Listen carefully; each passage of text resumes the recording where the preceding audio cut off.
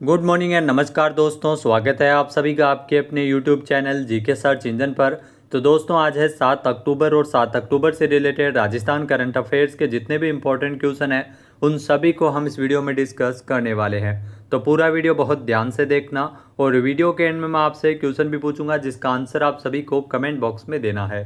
कल के वीडियो में मैंने आपसे क्वेश्चन पूछा था जो था बारबाडोस में 5 से 12 अक्टूबर तक आयोजित होने वाले 68वें राष्ट्रमंडल संसदीय सम्मेलन में राजस्थान का प्रतिनिधित्व कौन करेंगे।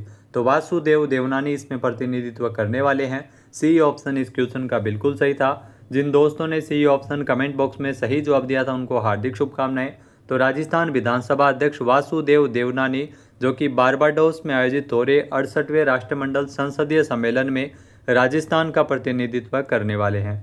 कैरेबियन देश बारबाडोस में 5 से 12 अक्टूबर तक 68वें राष्ट्रमंडल संसदीय सम्मेलन में भारतीय दल में राजस्थान विधानमंडल का यह नेतृत्व करेंगे। सम्मेलन में लोकतंत्र और संसदीय व्यवस्थाओं की मजबूती पर पत्र वाचन करने वाले हैं। देवनानी राजस्थान विधानसभा में किए गए नवाचारों की जानकारी भी इस विश्व स्तरीय सम्मेलन में देंगे। तो चलिए शुरू करते हैं आज के राजस्थान करंट अफेयर्स, लेकिन उससे पहले कल के क्वेश्चन का रिवीजन। तो कल के 5 महत्वपूर्ण क्वेश्चन थे। राजस्थान में पर्यटन विभाग के द्वारा हेरिटेज टूरिज्म को बढ़ावा देने के लिए किसे आइकॉनिक टूरिस्ट डेस्टिनेशन के रूप में विकसित किया जाएगा। तो नाहरगढ़ और आमेर जो कि जयपुर में है इसे आइकॉनिक टूरिस्ट डेस्टिनेशन के रूप में विकसित किया जाएगा। नेक्स्ट है राजस्थान में भक्त शिरोमणि मीराबाई के 526वें जन्मोत्सव के वर्ष पर 3 दिवसीय मीरा महोत्सव का आयोजन है वो कब हुआ है। 4 अक्टूबर से इसकी शुरुआत हुई है। 326 नहीं था, ये 526वां जन्मोत्सव था। नेक्स्ट है देश का सबसे बड़ा टायर रिसाइकलिंग प्लांट किस राज्य में विकसित किया जाएगा। तो राजस्थान में इसकी स्थापना की जाएगी। नेक्स्ट है राजस्थान का पहला नमो बायोडाइवर्सिटी पार्क का शुभारंभ कहाँ हुआ है। तो अलवर में इसका शुभारंभ किया गया। नेक्स्ट है जयपुर में अपनी बस राजस्थान रोडवेज ग्रामीण परिवहन सेवा की शुरुआत किसके द्वारा की गई थी। तो मुख्यमंत्री भजन लाल शर्मा के द्वारा की गई थी। अब लोक परिवहन बस को अपनी बस के नाम से जाना जाएगा। तो चलिए शुरू करते हैं आज के राजस्थान करंट अफेयर्स। पहला क्वेश्चन है राजस्थान में किस जिले की शिक्षिका उर्वशी चौहान इनको साहित्य सर्जन और शिक्षा के क्षेत्र में योगदान के लिए अंतर्राष्ट्रीय शिक्षक रत्न मानद उपाधि से इनको सम्मानित किया गया। तो नेपाल में इनको पुरस्कार मिला है। इनका संबंध राजस्थान के जोधपुर से है। बी ऑप्शन यहाँ पर बिल्कुल सही है। आइए जानते हैं इंपॉर्टेंट फैक्ट्स। तो नेपाल की प्रतिष्ठित संस्था शब्द प्रतिभा बहुक्षेत्रीय सम्मान फाउंडेशन के द्वारा नेपाल द्वारा आयोजित अंतर्राष्ट्रीय शिक्षक दिवस कविता प्रतियोगिता में जोधपुर जिले की ख्याति प्राप्त शिक्षिका और कवयित्री उर्वशी चौहान इनको साहित्य सर्जन और शिक्षा के क्षेत्र में योगदान के लिए अंतर्राष्ट्रीय शिक्षक रत्न मानद उपाधि से इनको नवाजा गया। उर्वशी चौहान की अनेक रचनाएं देश की प्रतिष्ठित पत्र पत्रिकाओं में प्रकाशित हो चुकी है। साहित्यिक सर्जन और शिक्षा के क्षेत्र में उत्कृष्ट योगदान के लिए उन्हें अब तक कई सम्मान प्राप्त हो चुके हैं। नेक्स्ट क्वेश्चन है राजस्थान के 12 जिले के अंता विधानसभा सीट पर उपचुनाव हेतु मतदान कब होगा। जी हाँ दोस्तों, चुनाव आयोग के द्वारा राजस्थान में 12 जिले की अंता विधानसभा सीट पर उपचुनाव के लिए मतदान का ऐलान किया गया। 11 नवंबर को ये मतदान होगा। सी ऑप्शन यहाँ पर बिल्कुल सही है। आइए जानते हैं इंपॉर्टेंट फैक्ट्स। तो दोस्तों चुनाव आयोग के द्वारा राजस्थान के 12 जिले के अंता विधानसभा सीट पर उपचुनाव के लिए 11 नवंबर को मतदान कराने का फैसला किया गया है। वहीं 14 नवंबर को नतीजों का ऐलान होगा। विधानसभा सीट 12 जिले की जो अंता विधानसभा सीट है जिसपे बीजेपी विधायक कंवरलाल मीणा विधायक बने थे, लेकिन उनकी सदस्यता रद्द होने के बाद ये सीट खाली हुई है। इस सीट पर अब बीजेपी और कांग्रेस के बीच मुख्य रूप से टक्कर होगी। 2005 में उप सरपंच चुनाव के दौरान जो कंवरलाल मीणा पर एसडीएम पर पिस्तौल तानने और सार्वजनिक संपत्ति को नुकसान पहुंचाने का आरोप लगा था। इस मामले में कंवरलाल मीणा को 3 साल की सजा भी सुनाई गई, जिसके बाद 1 मई 2025 को उनकी विधानसभा सदस्यता रद्द कर दी गई थी। नेक्स्ट क्वेश्चन है भारत सरकार की किस योजना के तहत भरतपुर औद्योगिक प्रशिक्षण संस्थान आईटीआई को हब के रूप में विकसित किया जाएगा।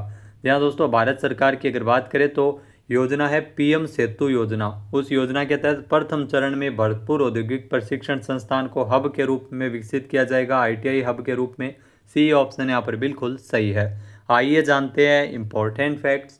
तो पीएम सेतु योजना के अंतर्गत प्रथम चरण में भरतपुर औद्योगिक प्रशिक्षण संस्थान ITI को हब के रूप में विकसित किया जाएगा।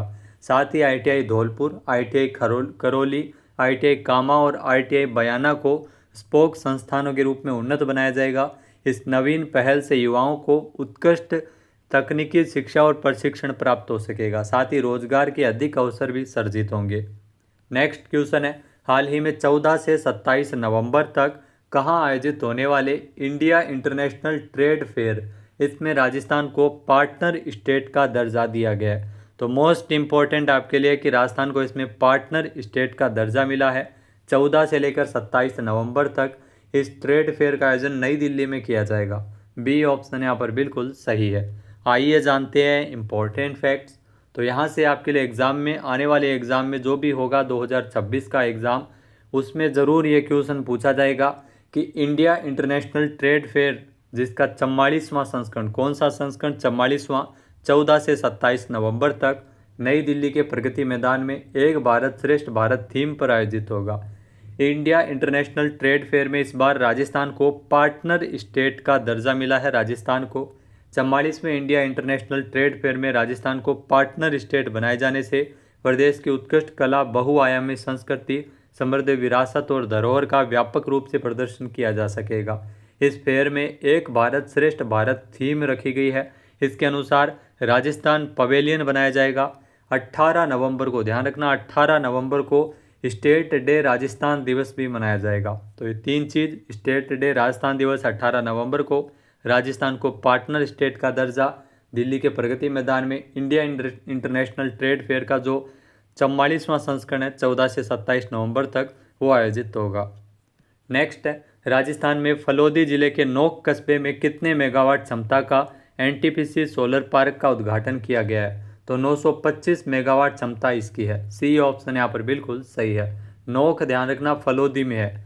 आइए जानते हैं इम्पोर्टेंट फैक्ट्स। तो फलोदी जिले के नोक कस्बे में 925 मेगावाट क्षमता का NTPC सोलर पार्क का उद्घाटन किया गया है। प्रधानमंत्री नरेंद्र मोदी जी ने 25 सितंबर को वीडियो कॉन्फ्रेंसिंग के माध्यम से इस परियोजना का शुभारंभ किया। परियोजना का उद्देश्य भारत की नवीकरणीय ऊर्जा क्षमता को बढ़ावा देना और कार्बन उत्सर्जन को कम करना है।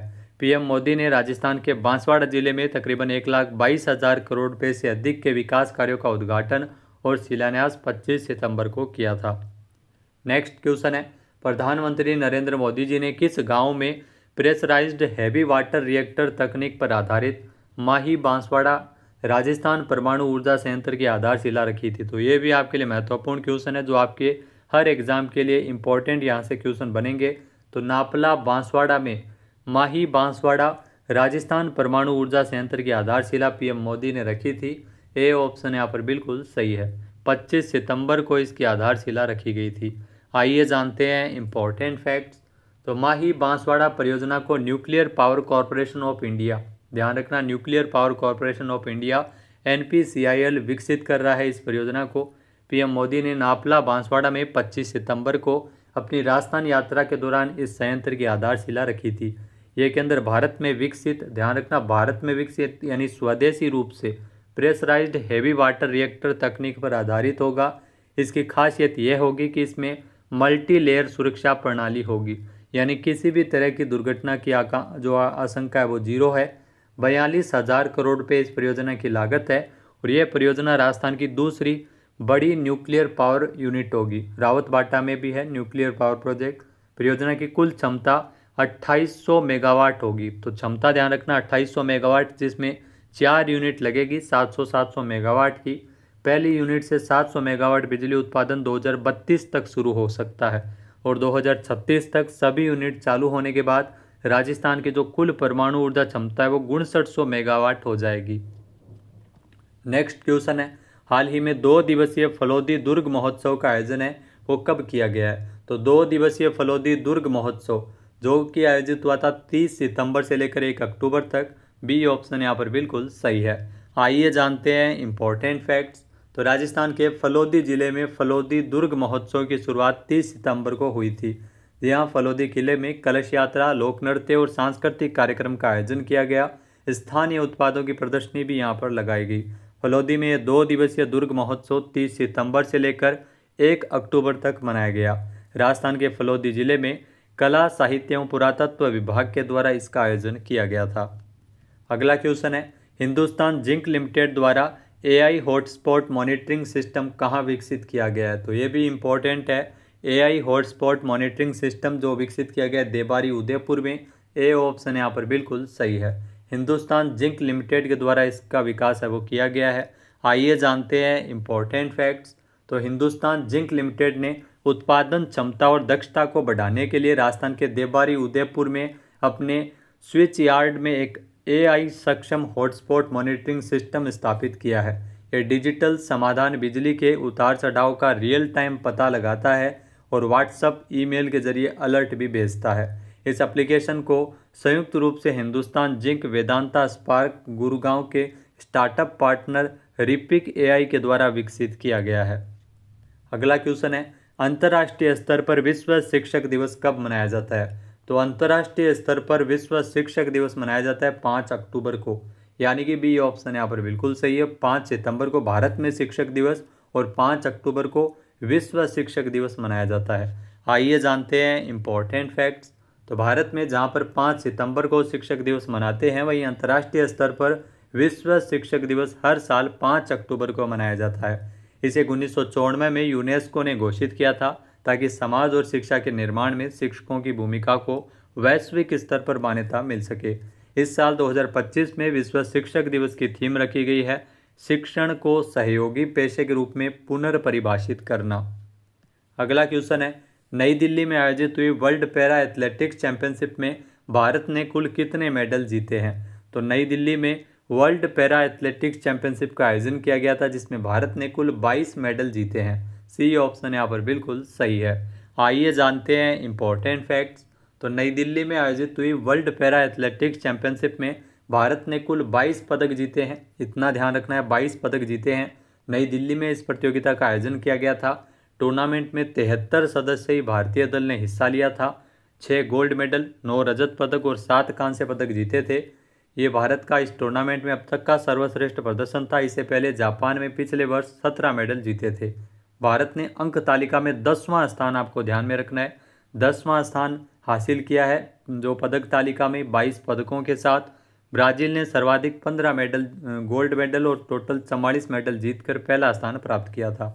यह आयोजन 26 सितंबर से 5 अक्टूबर तक आयोजित किया गया था। नई दिल्ली में 2025 चैंपियनशिप का 12वां संस्करण जो आयोजित हुआ था। अब बात करते हैं आज के हमारे क्विज के, जिसका आंसर आप सभी को कमेंट बॉक्स में देना है। तो आज का क्विज है, देश का सबसे बड़ा टायर रिसाइकलिंग प्लांट किस राज्य में विकसित किया जाएगा? एक बार फिर से सुनिएगा, देश का सबसे बड़ा टायर रिसाइकलिंग प्लांट किस राज्य में विकसित किया जाएगा? सही आंसर आपको कमेंट बॉक्स में देना है। और अगर ये वीडियो आपको पसंद आए तो इसे आप लाइक और शेयर करना बिल्कुल न भूलिएगा। चैनल पर नए जुड़े हो, सब्सक्राइब नहीं किया है तो भी सब्सक्राइब बटन पर क्लिक करें। इस वीडियो की जो PDF फाइल है वो आप वीडियो के डिस्क्रिप्शन बॉक्स से डाउनलोड कर सकते हैं। क्वेश्चन आंसर आप वोट करके भी कर सकते हैं। वीडियो देखने के लिए धन्यवाद। जय हिंद, जय भारत, जय राजस्थान।